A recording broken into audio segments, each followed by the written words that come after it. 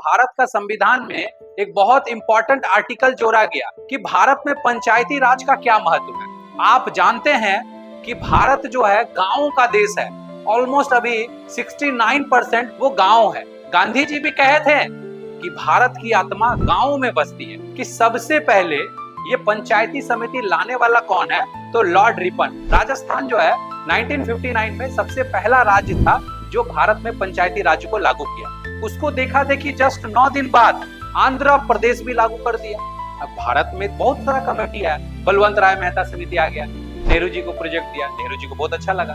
फिर अशोक मेहता समिति आया, जीवीके राय मेहता समिति आया, बहुत सारा समिति आया जो बोला कि ऐसा ऐसा बात है कि आप जो चाहे प्रोजेक्ट कर सकते हैं।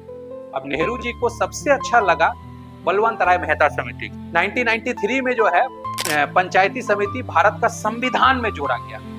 हम आपको बता रहे हैं अभी भारत का कुछ स्टेट है जो पंचायती समिति को नहीं माना, जैसे दिल्ली एक केंद्र शासित राज्य है तो वो नहीं माना तो चल जाएगा। मिजोरम एक हो गया। टोटल 4 एक ऐसा स्टेट है जो अभी भी जो है पंचायती समिति को नहीं माना। एक सबसे इंपॉर्टेंट आदमी है LM सिंघवी। इन्हीं के कहने पे भारत का संविधान में पंचायती समिति गांव के लिए बनाया गया था।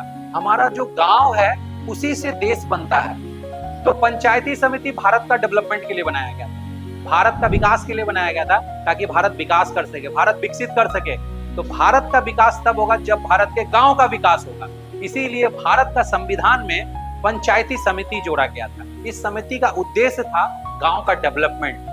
हमारा जो पुराना इकोसिस्टम है उसको जिंदा रखा जाए। आज भी पहले जो पेड़ के नीचे जो फैसला होता था वो जिंदा रखा जाए। इसीलिए संविधान में जो है इसको विशेष अधिकार दिया गया, ताकि हमारा जो गांव का प्रवृत्ति है, गांव का संस्कृति जिंदा रहे और वो अपना संस्कृति से आगे बढ़े।